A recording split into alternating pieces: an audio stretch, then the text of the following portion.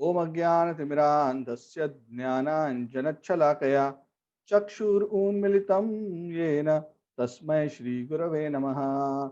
Shri Chaitanya Manobhishtam Sthapitam Yena Bhutale Swayam Rupaha Kada Mayam Dadati Swapadantikam Vandeham Shri Guroho Shri Yuta Padakamalam Shri Gurun Vaishnavamscha Shri Rupam Sagrajatam Sahagana Raghunathanvitam tam sajivam sadvaitam savadhutam Parjana Sahitam Krishna Chaitanya Devam Shri Radha Krishna Padan Sahagana Lalita Shri Vishakhanvitamscha He Krishna Karuna Sindhu Dinabandhu Jagatpate Gopesha Gopika Kanta Radha Kanta Namostute Tapta Kanchana Gaurangi Radhe Vrindavaneshwari Vrishabhanu Devi Karanamami Haripriye Vanchakalpaturubhyascha Kripa Sindhubhya eva cha Patitanam Pavadebhyo Vaishnavebhyo Namo Namaha Jai Sri Krishna Chaitanya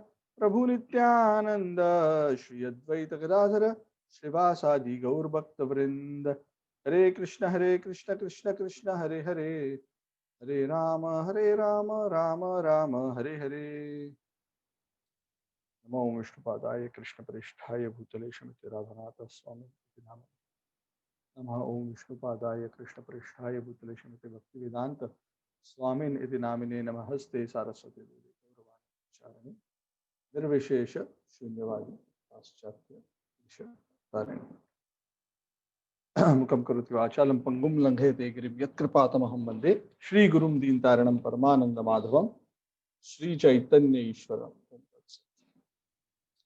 Hare Krishna, I'd like to welcome all the devotees again to this Bhagavatam discussion. We hope that you're also in parallel reading and studying the Srimad Bhagavat also, because nothing can replace the priceless work of translation and purports done by His Divine Grace, Sri Bhaktivedanta Swami Srila Prabhupada. We are just giving a brief overview as an appetizer to get us off the ground. Srila Prabhupada put in so much effort, not just to translate, but also to put together the commentaries of so many acharyas. When Srila Prabhupada wrote the purports to the Bhagavad, he not only put in his own realization and wisdom, but he also took the translation and purports of the various acharyas from the various paramparas, the various sampradayas, put them together, he saw all of that and put it together and synthesized it in a way that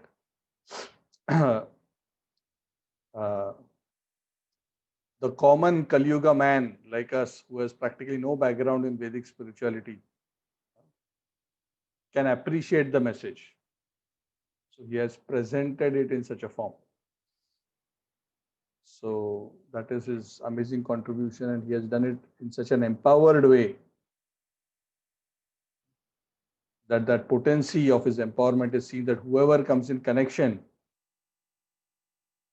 with the message that is flowing through him, Prabhupada would often say that whatever I am writing is personally dictated to me by Krishna.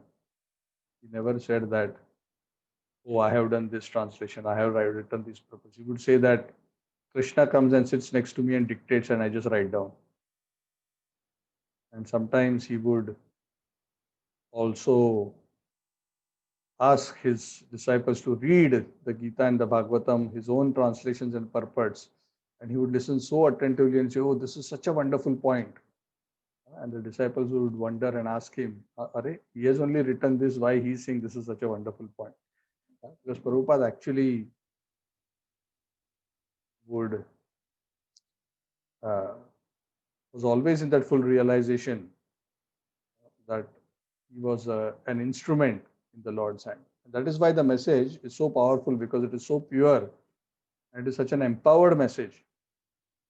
And the proof of the empowerment is that the message transforms the hearts of those who hear. Of course, I am like a rusted pipe, so whatever flows through me may not be so clean and perfect. But the full unadulterated message is coming through the translation and purports. So my humble request to all of you is do study that. So the idea that we are doing one chapter at a time is to give you an overview, because sometimes what happens is when we read through the Bhagavatam verse and purport, please do not only read the verses. It's very important to read the purports as well, because there is where a lot of explanation and depth is there with respect to understanding of the philosophy and also the practical application. So that is very important. So sometimes, because some of the purports may be very long, it's a bit difficult to connect to the flow of the verses. So this is just our small attempt to give you an overview, so that you have that broad framework. You know how the pastimes are flowing, what is the line of thought, what is happening. So then when you get into the detailed study, you can fill in the beautiful flavors. I'm giving the framework. So it's very sweet for me also. It's a very nice purifying exercise. Yes, Satiji, Hare Krishna to you also. So we are discussing today the fourth chapter, and we'll hopefully cover the fourth chapter today. I am hopeful, unless Krishna wishes otherwise. So this fourth chapter is entitled Vidura Approaches Maitreya. If you remember, I have always been mentioning for the last couple of months that this canto is mainly about the conversation between Vidura and Maitreya. But we are now 3 chapters down, but that conversation hasn't started.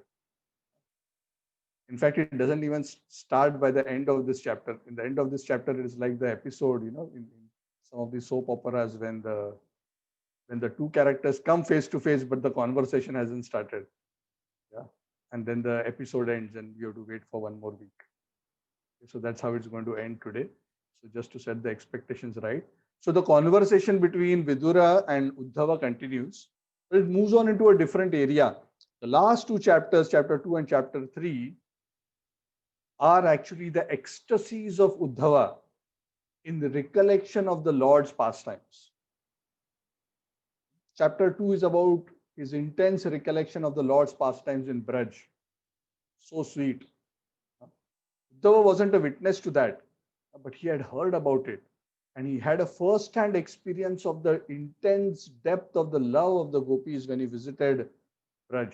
He thought he is going to Braj to console the gopis.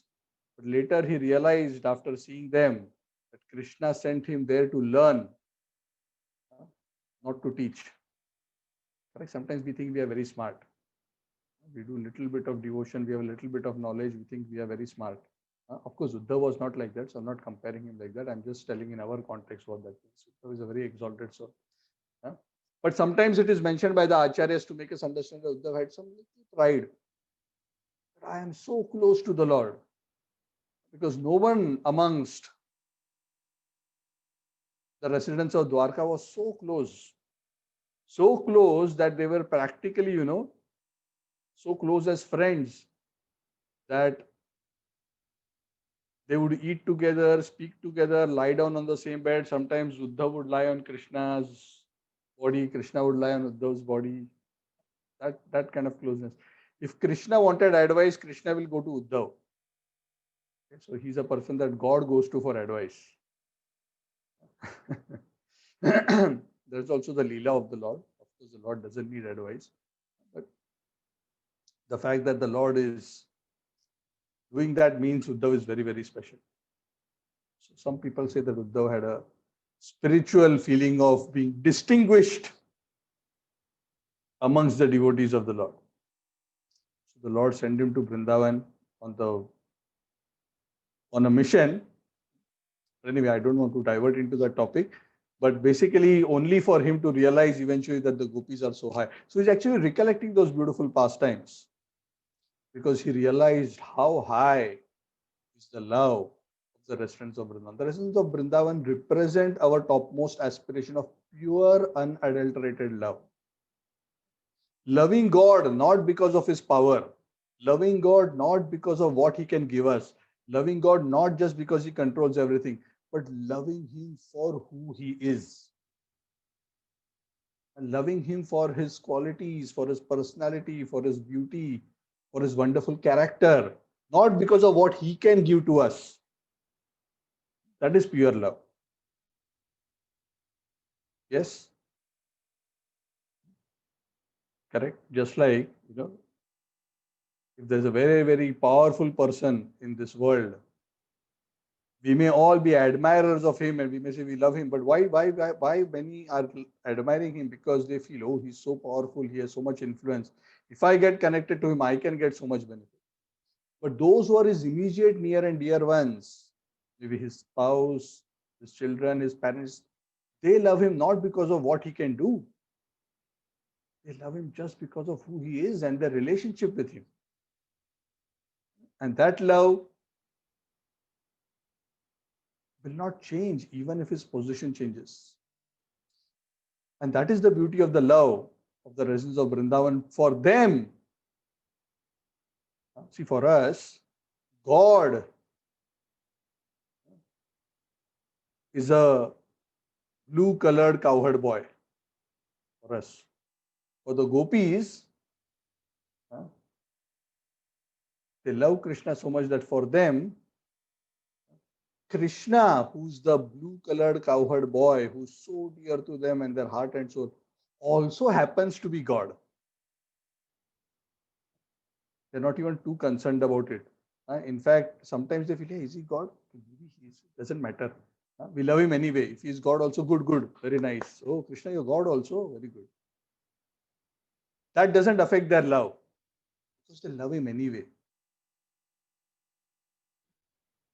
And that is how actually attractive God is. God is so beautiful, so attractive, so sweet,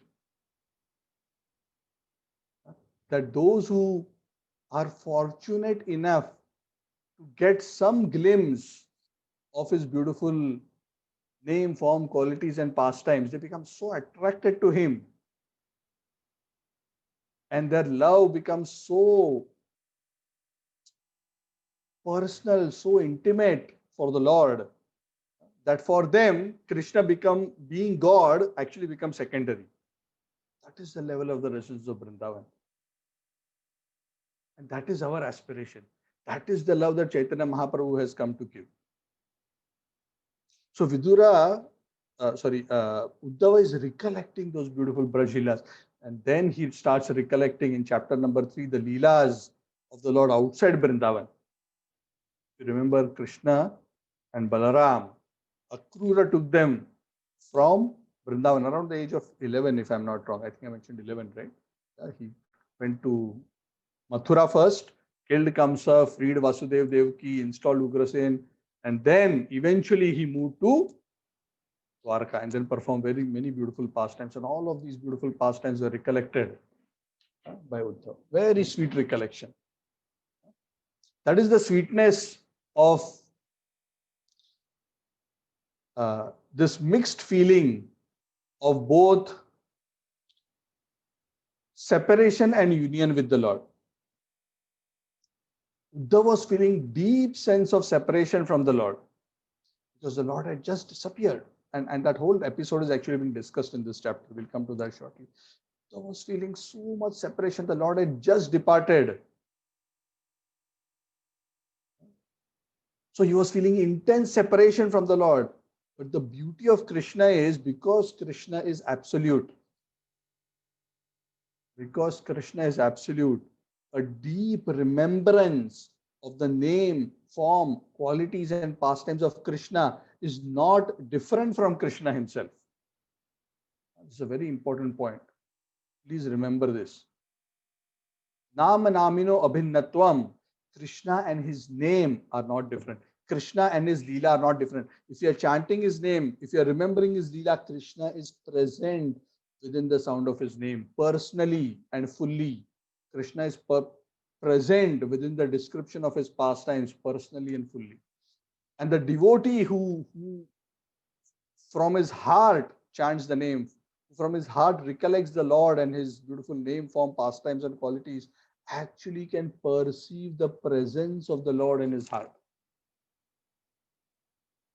So even though there is separation, still there is a feeling of closeness with the Lord. It's a very sweet uh, spiritual experience, simultaneous separation and union. So Uddhava was experiencing like this. He was feeling separation at the same time. He was devotees who feel separation connect themselves to the Lord in an intimate way by chanting his name and pastimes. And that is the method Lord Chaitanya Mahaprabhu gave to us. नामनामकारी बहुधा निज सर्वशक्तिस् तत्रार्पिता नियमित स्मरणेन कालः एतादृशी तव कृपा भगवन् ममापि दुर्दैवम् ईदृशम् इहाजनेन अनुराग. Lord, you are fully present and all your potencies are present in your holy name. It is so sad we do not have enough attraction for them. It's so sad. You have made yourself so easily accessible through your name. But people are more than your names and your leelas. They are more interested in big show of religion and spirituality. But they don't want to chant your names. It's actually so easy. So Chaitanya Mahaprabhu, Krishna himself came to explain to those who are fortunate. Yagyai sankirtanai prayaihi yajantihi sumedasa. Those who are intelligent, the Bhagavad says, in the age of Kali Yuga, those who are intelligent in the age of Kali Yuga will worship the Supreme Lord Krishna by the congregational chanting of his holy names. Hare Krishna, Krishna Krishna, Hare Hare, Hare Rama, Rama Rama, Hare Hare. These are all words of scripture. Nothing that I am saying is made up. Each and every one is based on verses of scripture. Each and everything I am saying, I will back it up by a shloka. Of course, I do not have enough time to quote each and every one, but wherever possible, I am trying to quote. These are all verses from scripture.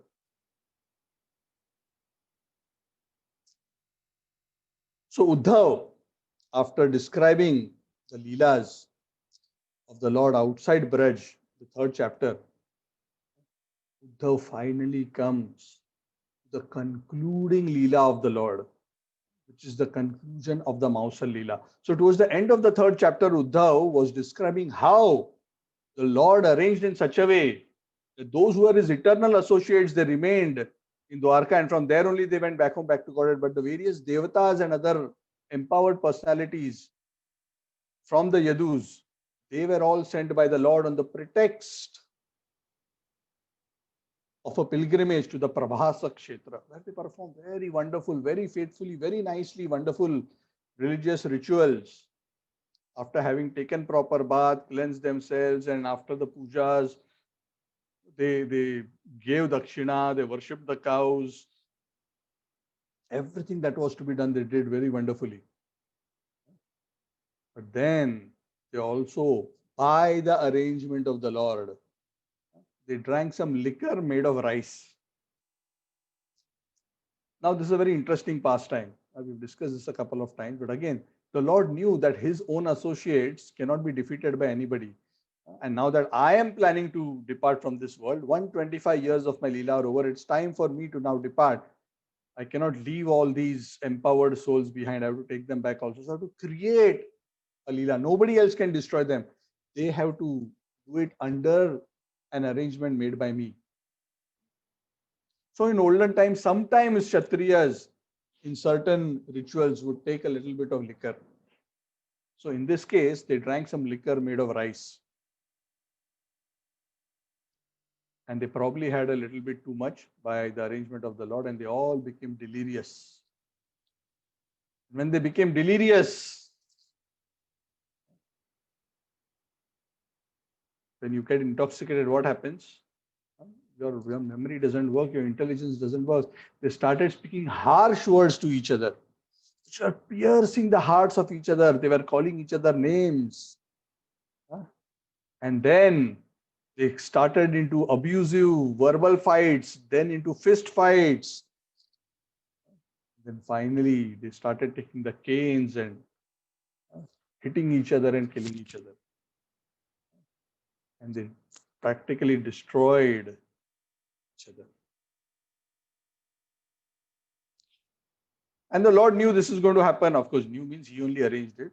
So as this was happening, the Lord very calmly, he walked away from that place and he went to the bank of the Saraswati river. He did Achman there and he sat down under a tree. It was a very beautiful banyan tree. A young banyan tree, not a huge old one, a young banyan tree. The Lord was resting his back on the banyan tree, sitting in a very relaxed manner. His right foot was resting on top of his left thigh. Very pleasing mood, very peaceful, knowing very well what is happening. From the perspective of the world, it was a ghastly scene happening there, but the Lord was just winding up the Leela. And as the Lord proceeded in this way, Uddhav, who knew that the Lord is about to wind up his pastimes, he was so attached to the Lord, he couldn't leave the association of the Lord. He followed the Lord to this place also.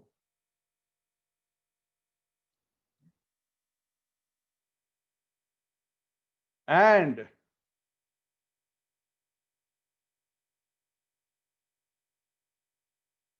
the Lord, as he was lying there, that beautiful form, they said that the Lord manifested his four-armed form at that point in time. Very beautiful.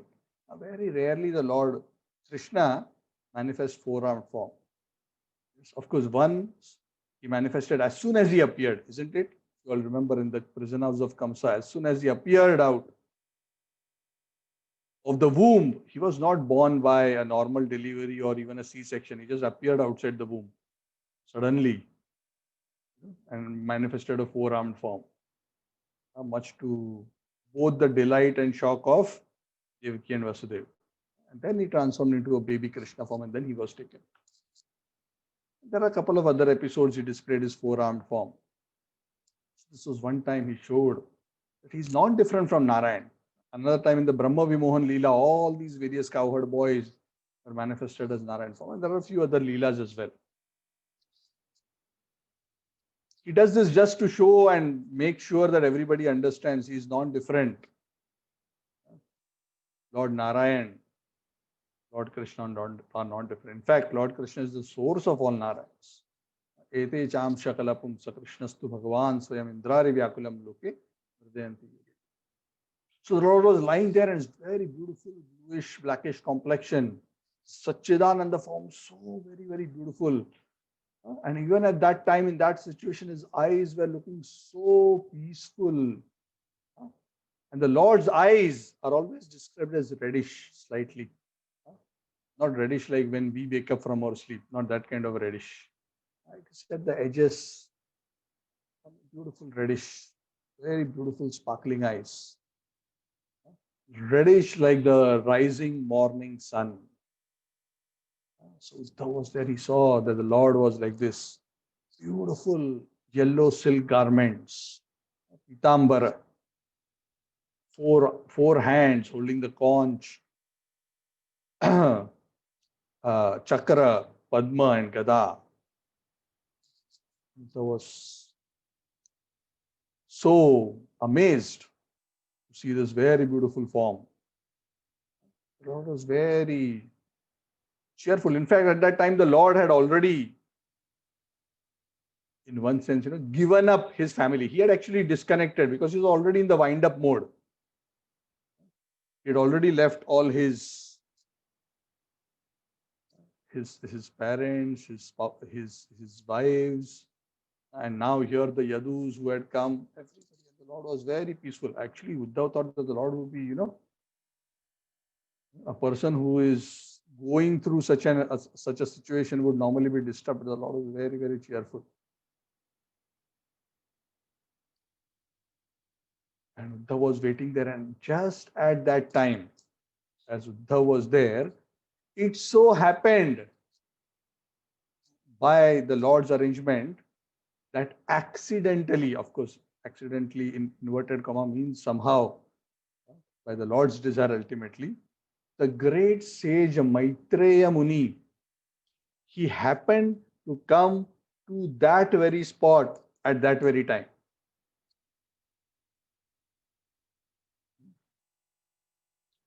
Obviously, not an accident. Obviously, an arrangement. He was traveling all over, but somehow he came just to that banyan tree at that point in time where the Lord was resting with his back.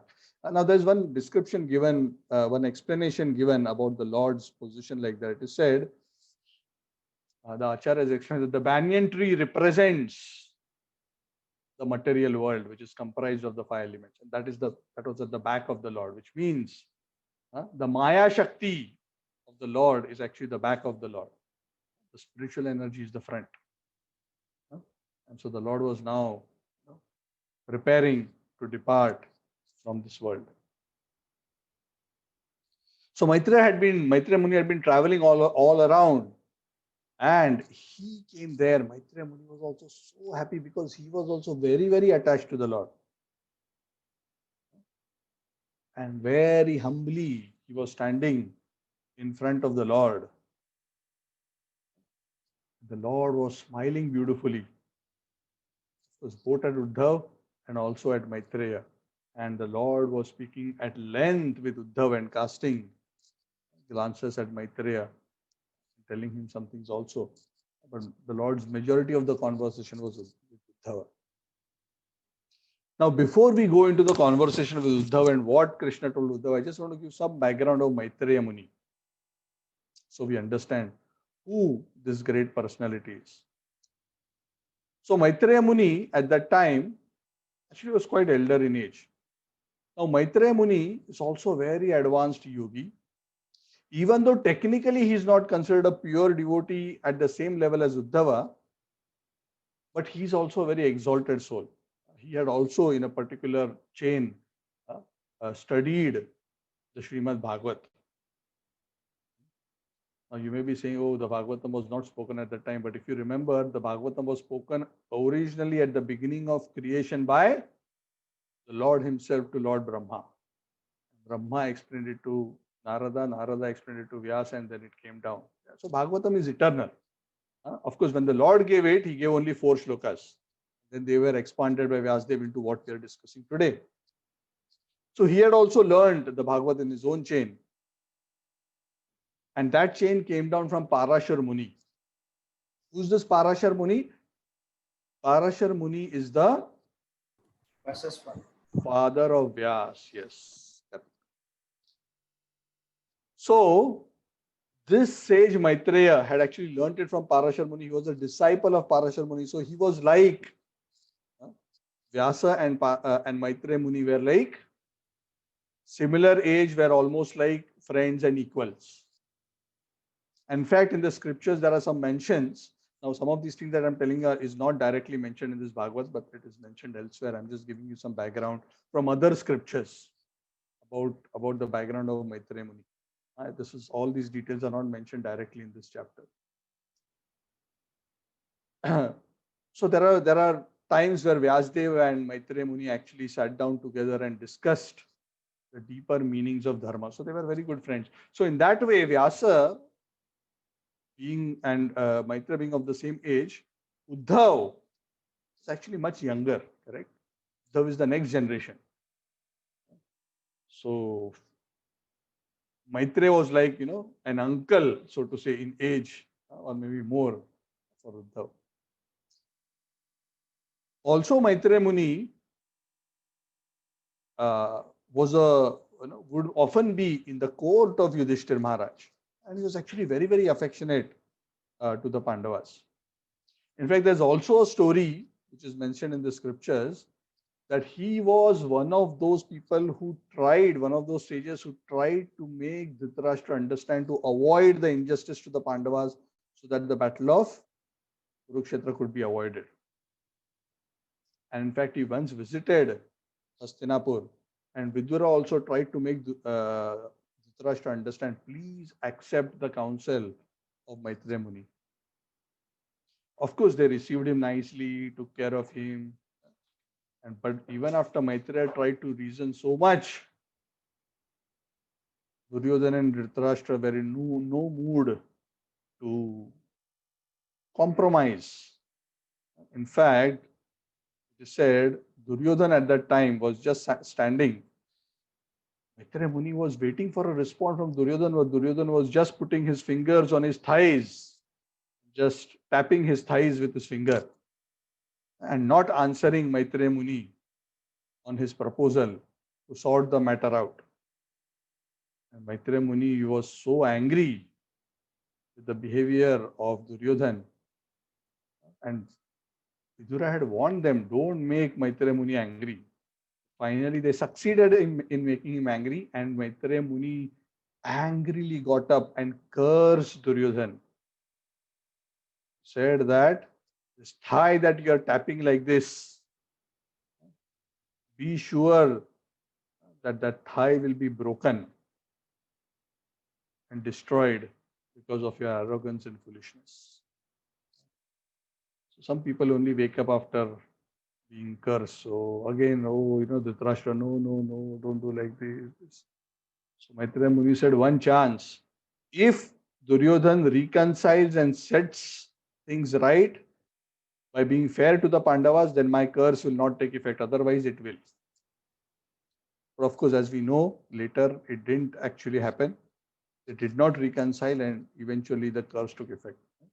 Of course, Bhimasen had also vowed, but this curse was already there.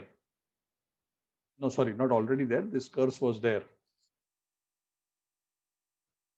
So that also took effect. So Maitreya Muni was very much there. We don't hear a lot about him, but a very great sage, as I mentioned, a disciple of Parashar, close associate of the Pandavas, and he's mentioned many times in the Mahabharata as well. So he arrived there. So it's a beautiful scene. Uddhava and Maitreya in front of the Lord, who was in this beautiful Chaturbhuj form. This was the last darshan that the Lord gave to these two great special souls. How special they must be, just imagine. Uddhav and Maitreya Muni. So the Lord first starts speaking to Uddhav, and he calls him, O Vasu. It is said in the Vedic tradition that there are 8 Vasus. Now, Vasu is a category of the Devatas. There are 11 Adityas. Then there are 12 Adityas, 11 Rudras. Then there are the Maruts. Then there are the 8 Vasus. Then the Ashwini Kumaras. There are these 33 categories of the Devatas. So one of the Vasus, in fact, amongst the Vasus, it is said, one of the Vasus was actually a plenary expansion of Uddhav from the spiritual world. Uddhav is, of course, an eternal personality from the spiritual world of Goloka, Dwarka in the spiritual world. But a plenary expansion, in simple words, an incarnation of Uddhav was born as Vasu, and that Vasu had performed a lot of austerities to achieve the association of Krishna. And it is said that Vasu, who was actually the Uddhav from the spiritual world, was born as Uddhav in this Leela because of the benediction he had sought. And Krishna tells the Uddhav, O Vasu, long back you had performed a lot of wonderful sacrifices and austerities to please me, and you desired my association, which I have granted to you. What I have granted to you, Uddhava, O Vasu, is so difficult for others to obtain. There are many great yogis and saints who go through so much effort for so many lifetimes to get one glimpse of the Lord, one darshan for a few seconds. But just imagine the kind of association Uddhav got. Krishna is saying this is very difficult to do. Very difficult. Practically all the time with Krishna, talking with him, eating with him, sleeping with him, playing with him, discussing with him. From childhood till the end of Krishna's Leela. Amazing, isn't it? In case you do not know, Uddhav was born as one of Krishna's cousins in the manifest Leela. So Krishna says, you were given this blessing because of your past devotional credits. And understand, O Vasu, that your present life is your last life within this material world. And it is the most perfect life after the end of this life, because you have received my most ultimate favor. What is that ultimate favor? You have received pure love for me, and you have received the visa to the spiritual world. Citizenship, PR, citizenship, whatever you want to call it, to the spiritual world. You will achieve my transcendental abode. You leave this universe of all the conditioned living entity. And as a result of all your wonderful seva, I am giving you today this opportunity to be in front of me now at this time and get this darshan. This is my very great blessing to you.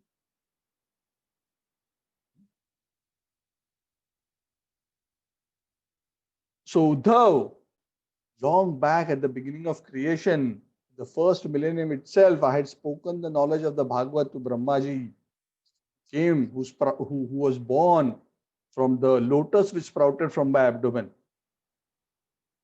And that Bhagavatam elucidated my spiritual glories.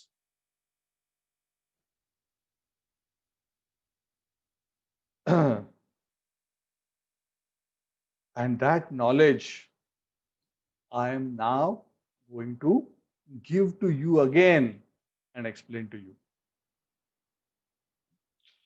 So Uddhav was actually so happy that he was so wonderfully favored by the Supreme Lord. See, the Lord is very affectionate.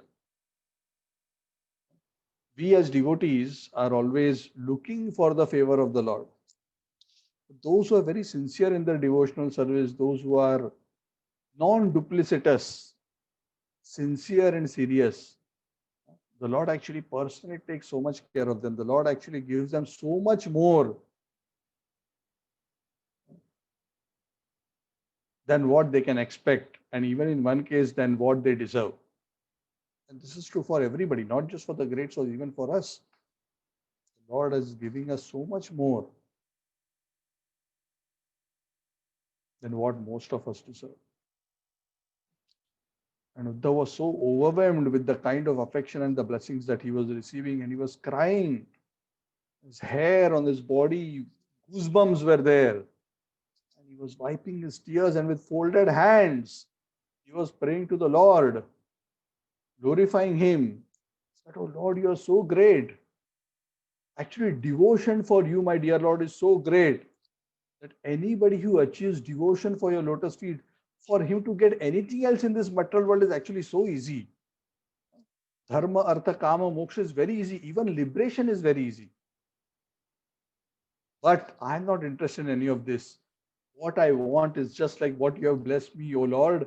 I simply want pure love for your lotus feet. Bahunam janmanam ante jnanman mam prapadyate vasudeva sarvam iti samahatma sudurlabha." Even in the spiritual quest, people go through so many levels of understanding. But eventually, after understanding so many things to so many processes of yoga and so much knowledge, a person who actually becomes wise after many, many lifetimes, he understands, oh, ultimately it was all about just surrendering and loving the Lord. After so many lifetimes, I'm coming to this conclusion. So Uddhav, of course, being a pure devotee, is very clearly aware of this conclusion, this Siddhanta. So he says, yes, it is actually easy to get anything else, but this is the only real Purushartha. That's why bhakti or pure love for the Lord is known as the Panchama Purushartha. The first four are Artha, Dharma, Kama, and Moksha. Four. The fifth one is Bhakti, because Bhakti is beyond. It is known as the Purushartha Shiromani, the topmost of all desirable attainments. And oh Lord, it is not actually possible to understand you as you are unless one is favored by you and granted pure devotional service. Oh Lord, your personality is so difficult to understand.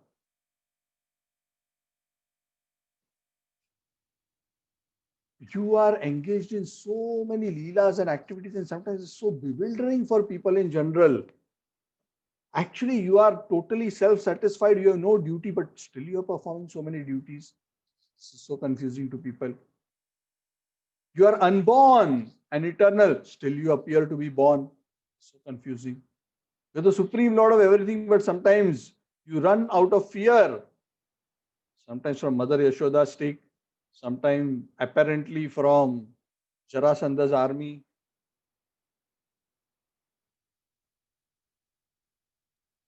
It is so amazing.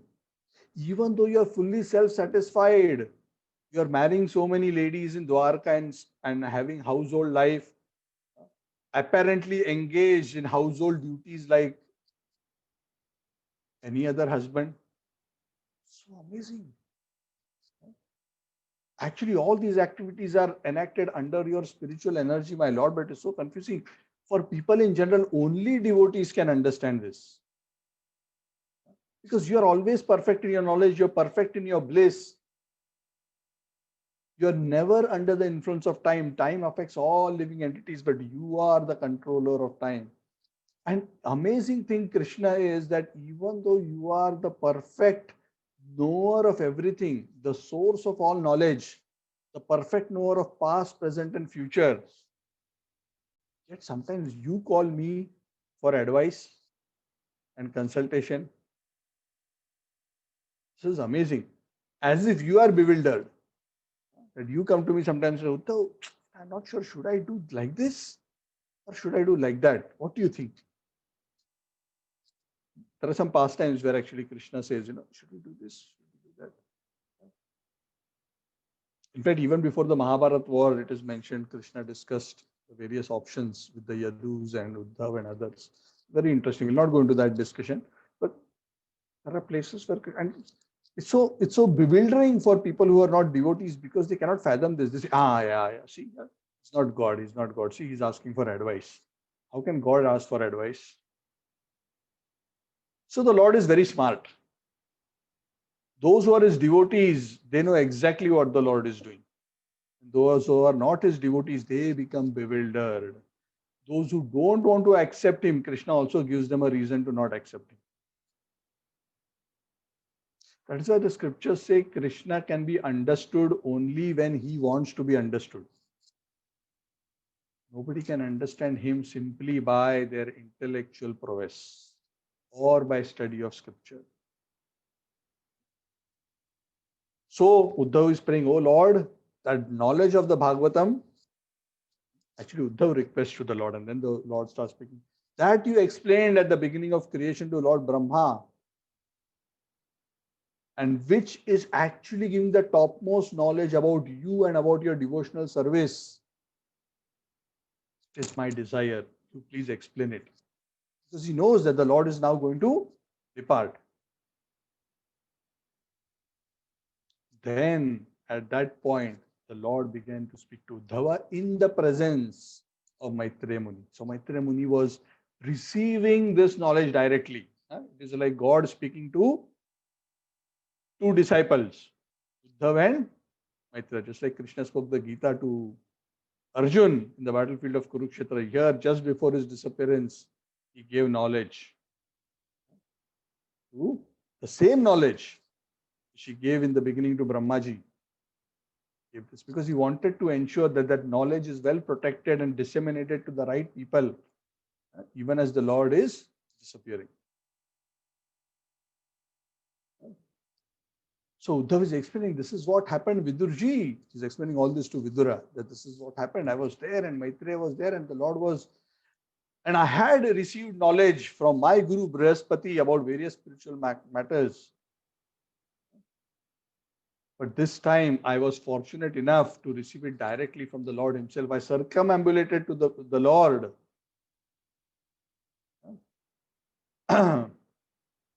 And the Lord, after giving this knowledge to me, the Lord instructed me Actually, I wanted to also go back home. The Lord said, no, Uddhav, I have seva for you. The Lord knew that I would not be able to see his departure. So before the Lord actually departed, he sent me off by giving me some seva, work, assignment, project. And we have discussed this earlier. I'm just repeating it. The Lord told him, go to Badrikashram, Badrinath Dham, where the sages Nar Narayan and so many other sages are staying. And they have been undergoing austerity since time immemorial in that very, very holy place. There are 4 holy places at the four corners of India. Badrikashram in the north, Rameshwar in the south, Jagannath Puri in the east, and Dwarka in the west. So the 4 dhams, the 4 corners of India. So the Lord said, go to Badrikashram. And Uddhav was like, why? Of course, in this particular chapter, the reason is not mentioned. But in elsewhere, the reason has been mentioned. So it's very interesting. I'll just explain that. There was a reason why Krishna asked Uddhav to go to Badrikashram. Actually, there were a few reasons. Very beautiful reasons. Actually, there were 2 main reasons. One reason is because the Lord was disappearing. The Lord wanted to make sure that perfect knowledge about himself is again entrusted to another pure devotee who will be in this world and who will hand it over to other deserving people, especially to the sages in Badrikashram. So the Lord gave this knowledge directly to Uddhav and said, now you take this knowledge and go to Badrikashram and give it to the sages. And whoever at any point in time sincerely wants this knowledge, I'm entrusting this knowledge to you, Uddhav. So Krishna kind of appointed Uddhav as his representative to protect and disseminate this knowledge. The other reason the Acharya says, the Lord was on this planet for 125 years. Please remember, even Krishna at that time was by material calculation on the planet for 125 years. He always looked like a 24-year-old young man only, at most. He was old, having a beard. Oh, no. Now you go to Badrikashram. Krishna was not like that. His beauty and his form is just described, right? So youthful, beautiful eyes, beautiful blackish complexion, so charming, very, very beautiful. So the other reason was that the Lord actually performed so many pastimes on the earth and he was so busy all the time in sorting out so many matters which involved assistance to the devatas, which was one of the reasons why it appeared. Also protecting his devotees, so many of his devotees in so many ways. And Krishna was so busy and 125 years went by. The Lord, as he was sitting there, resting his back on the banyan tree, was thinking, I always wanted to also give my darshan to my very intimate devotees, those who are great sages who are meditating in the Badrikashram area. I have been so busy. I didn't get any time to go there. And now it is too late. Now I have to wrap up.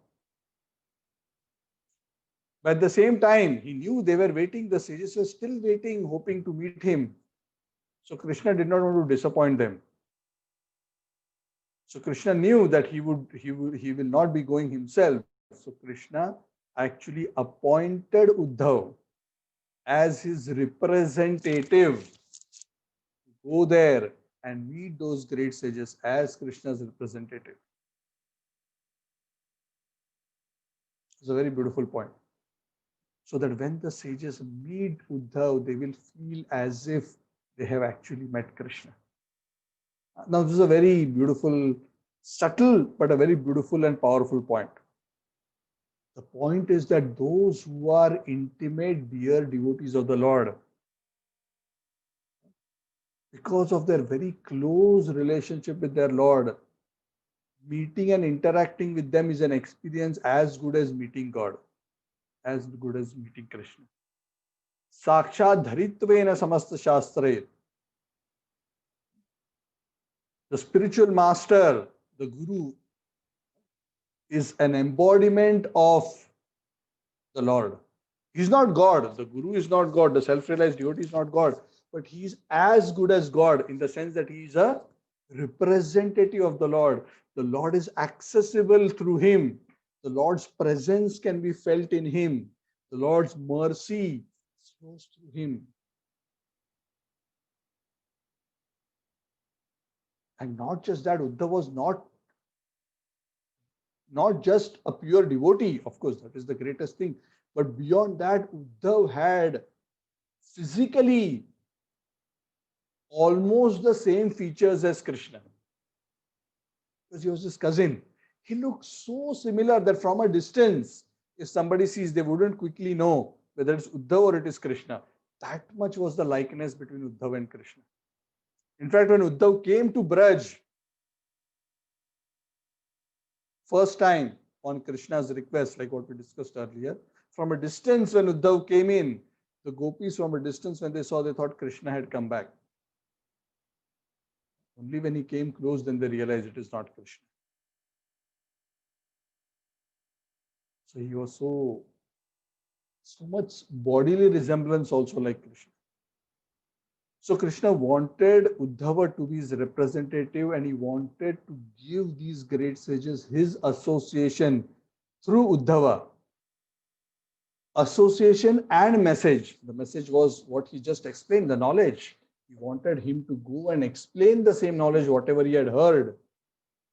He wanted him to explain it to the sages in Badrika Ashram. So this is all Uddhava telling all these things happening. And he told Vidura, this is what happened. Myself and Maitreya Muni heard this.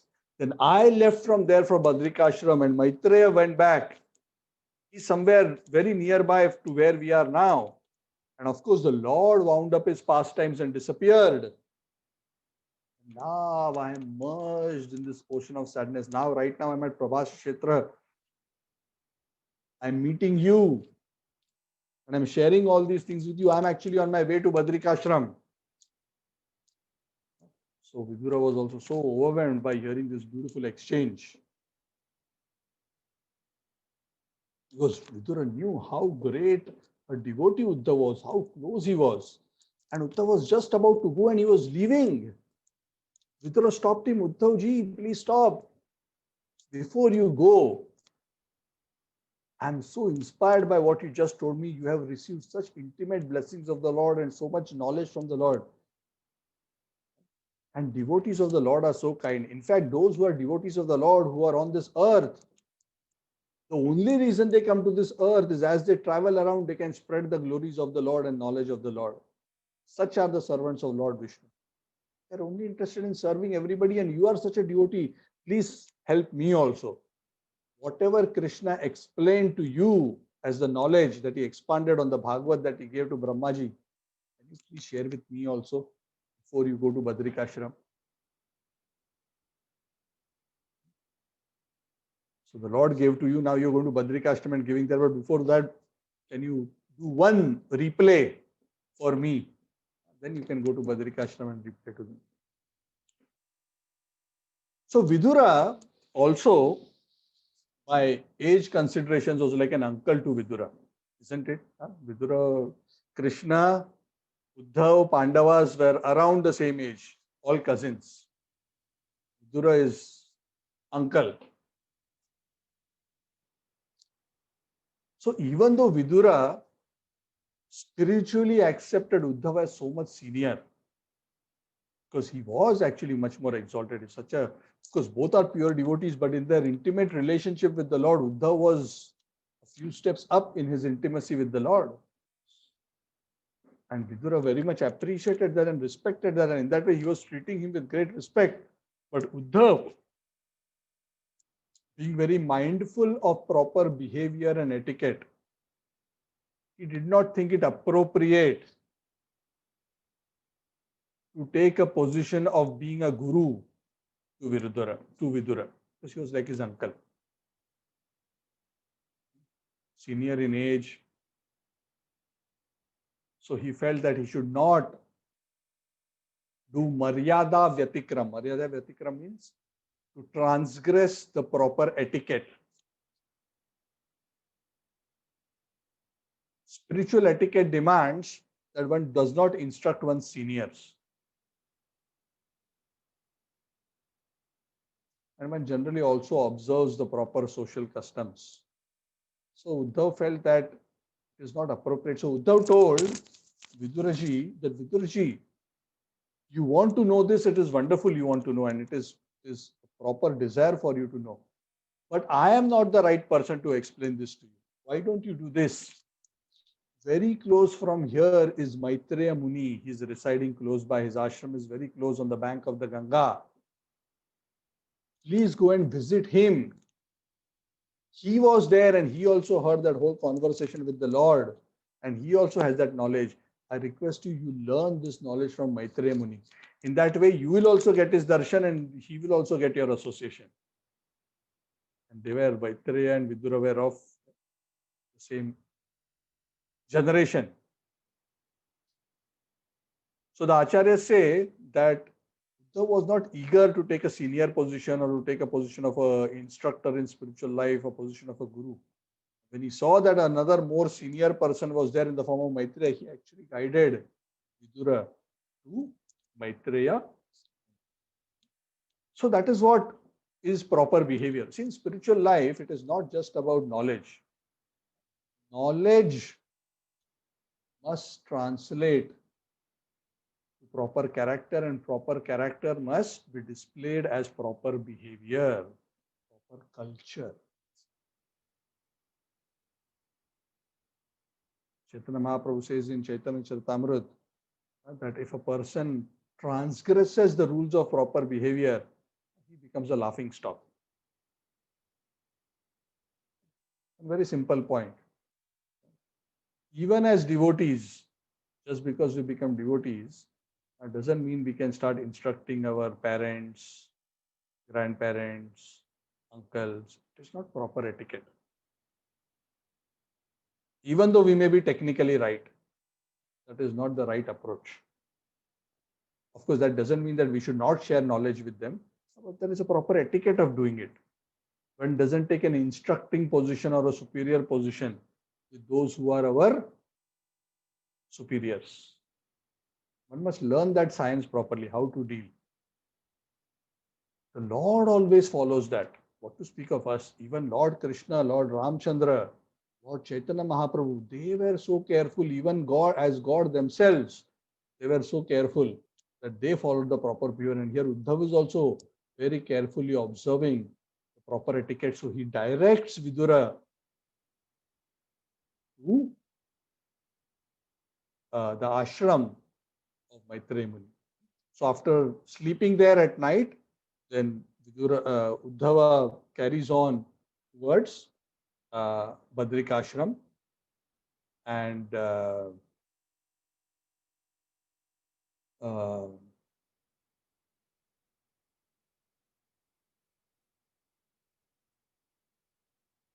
then Maitreya Muni was approached by Viduraji, and that is where the beautiful conversation begins. Actually, Vidura, when he heard all these beautiful pastimes of the Lord and he saw this extraordinary behavior of Uddhava, he was so overwhelmed. Vidura actually was overwhelmed. He started trembling and crying loudly, overwhelmed by ecstasy. Because Vidura came to know a lot of things, it was like everything revealed to him in one go. Correct? Because after he met Uddhav, what all did he come to know? He came to know that the Kauravas have been destroyed, and other than the five Pandavas, nobody is left. The Kuru Vansha, the whole Yadu dynasty has disappeared. Lord Krishna has disappeared. So it was like all these calamities, coming in one go. Of course, because of his spiritual knowledge, he controlled himself.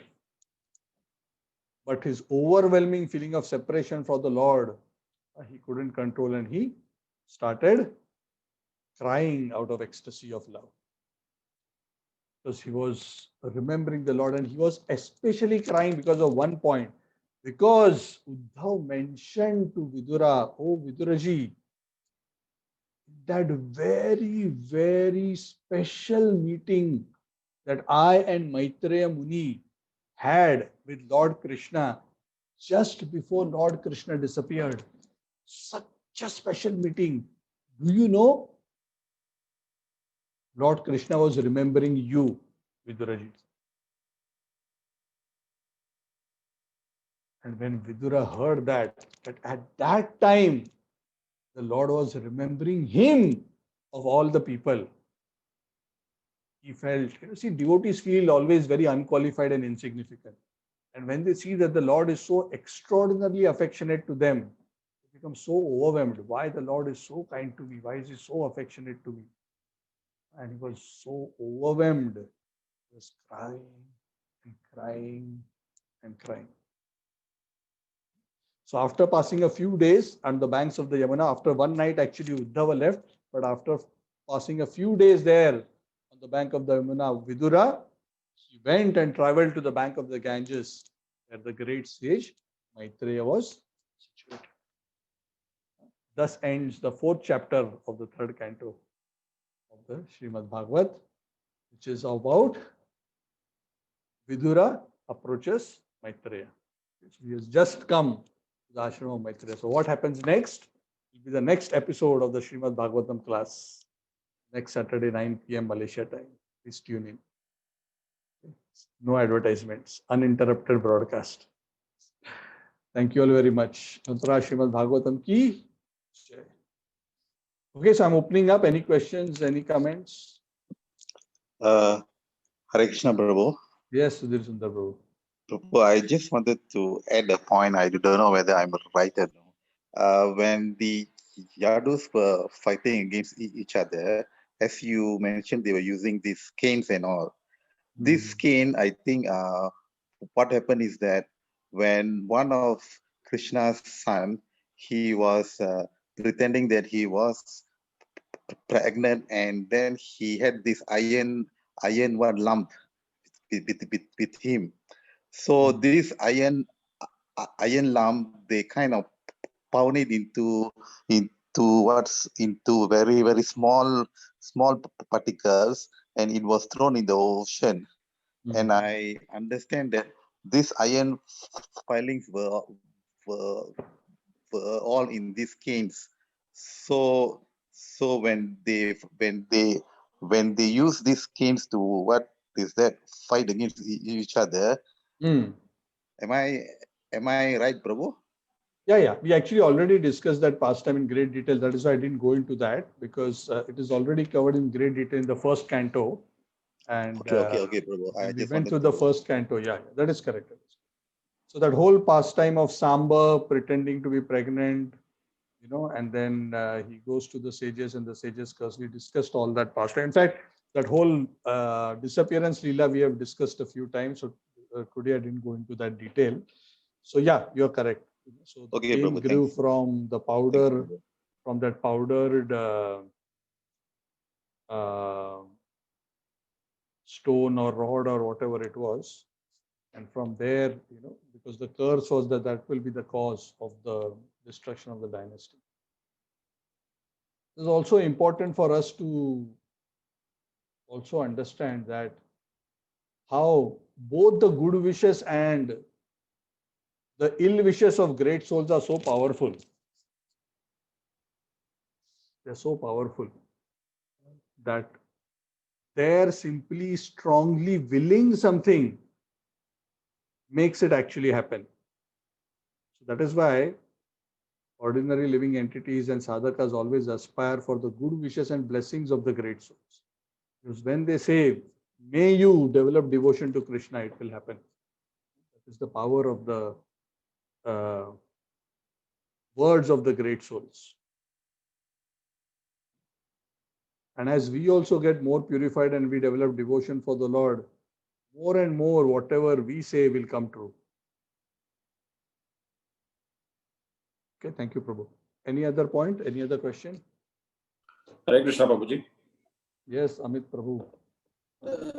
So the significance of Badrikashram seems to be there even from the Dwapar Yuga, because the Badrinath temple, as we know it, is very recent. So what is the spiritual significance of Badrinath Dham?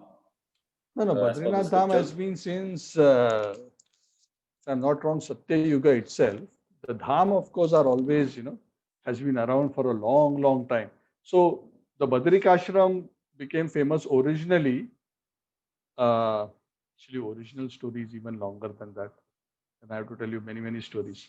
But anyway, it has become more popular after Narnarayan Rishi appeared there. Okay, the original history of Badrikashram goes much before that, because Badrikashram was originally the abode of Lord Shiva. Then Lord Vishnu came there and he liked that place so much he wanted to stay there. Then he tricked Lord Shiva and Parvati to give that place to him. And then the Lord Shiva relocated from Badrikashram to Kedarnath. So that's a long story of the history of Kedarnath, Badrinath. And then Lord Badri Vishal started staying there. Then Lord Narnarayan appeared there. They performed austerities there. It's famous because of them. They appeared much earlier than Krishna. I think in Satya Yuga, if I'm not wrong. Narayan, and they are still staying there. So it's a very, very powerful spiritual place of very great spiritual significance since I don't know how long. Okay. Hundreds of thousands of hundreds and thousands of years. You can read up on the history of Badrikashram. It's a very, very ancient holy place. Very ancient. So very, very sweet story. Thank you, Prabhuji. So we all visited there actually. Shalini ji was there with us and a few of other. Who else was there from this group? I don't remember. We were there. Sudhir Sundar Prabhu and family were there, and a few others were also there. So it was a very nice trip. We actually went to Badrikashram. We saw the Badrinath deity. We saw the Vyasa Gufa. There's a Vyas Gufa there where Vyasdev wrote the Bhagavat and the Mahabharata. There's the Ganesh Gufa where Ganeshji wrote down and Vyasdev dictated. And there is the beautiful Alaknanda river which passes from there. There's the Charan Pahadi where Krishna's lotus feet is there. That's another beautiful story. Then there is the Saraswati river there, that's the only place where Saraswati river is visible today in Kali Yuga, because Saraswati has disappeared. So we were fortunate enough, we got to see the Saraswati river roaring and just disappears as it comes in contact with Alaknanda, it disappears. Then she appears directly at Prayag. So that's a beautiful place. Then also from there is the place where the Pandavas and Draupadi, they went Swargarohan path. They gave up their body along that way. From Badrinath, they went deeper into the Himalayas. The place where Draupadi died is just walking distance from the Badrinath temple. So many holy places. There's a Narnarayan Rishi are there in the form of two mountains. Narayan. And that is actually the last frontier of India, actually, before the deep Himalayas begin. There is nothing beyond that. Next to Badrinath temple is the village called Mana. That is considered the last village of India. After that, 20 kilometers from there is China border. There is deep Himalayas there. It's a very wonderful, amazing place. And it is many, many great sages, even up to today. Deep, when we say the Himalayan sages who are deep in the Himalayas, in the snow-clad mountains, that is the area that they all stay, around Badrikashram. And it is said in those mountains, somewhere behind, deep inside, is where the spiritual Samyaprash ashram of Vyasadeva is still there, where Vyasadeva is still personally residing, but it is not accessible. There is no path for ordinary human beings to go there, nor is it even visible to ordinary human beings. So Vyasadeva is still residing in that holy place. Yeah. So Gangotri Mataji was asking, when are you going next? I don't know. But that trip is not easy to plan. It's quite a challenging trip. It's quite a challenging trip. So it's very special. Actually, the Badrinath trip, I'll just, if you have 5 minutes, something interesting I wanted to share, how the Lord is so wonderfully reciprocative. So it was a very wonderful trip. Actually, we took a couple of brahmacharis with us because they were very well versed with the places and they told us a lot of beautiful pastimes. So they came with us. And one of the brahmacharis has taken yatras to Badrinath 17 times, 17. So after that trip, he told me, Prabhu, no yatra to Badrinath is without problems. There are continuously so many problems going there. There are landslides, this, that, so many problems. There's never been, and sometimes people are stuck on roads for hours and days. He told me this even before we went there, as we were on the way, and he said that, so please be prepared like this, that anything can happen anytime. So our schedule is tentative, anything can happen anytime.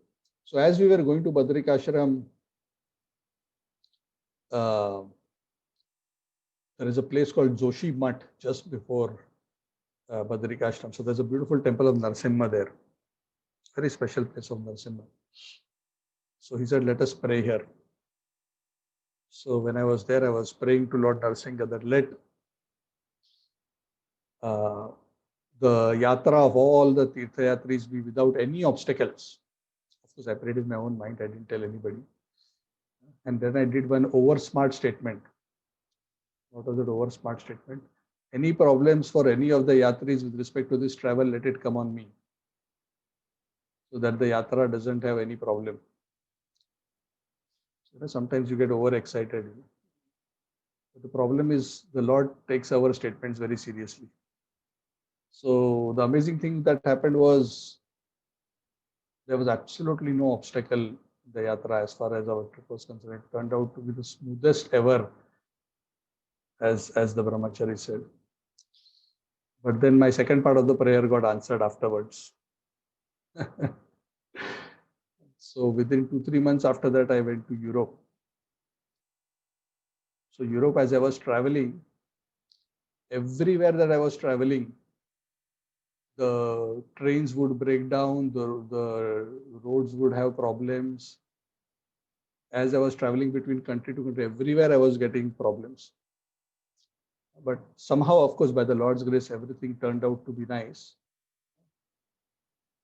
But I had this realization that the Lord adjusted all the troubles there to the troubles here.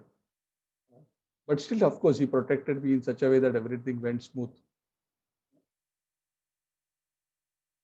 So the point being that the Lord is very kind. He listens.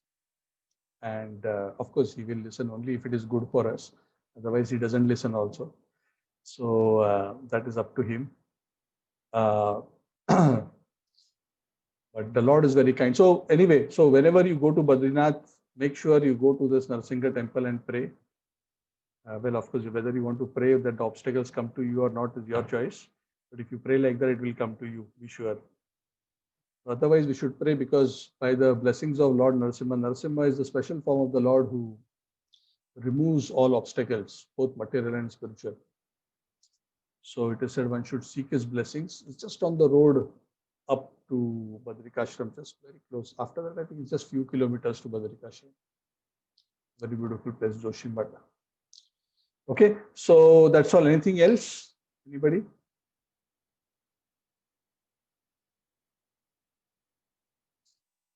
Okay, so thank you very much. Then we will see you on Wednesday.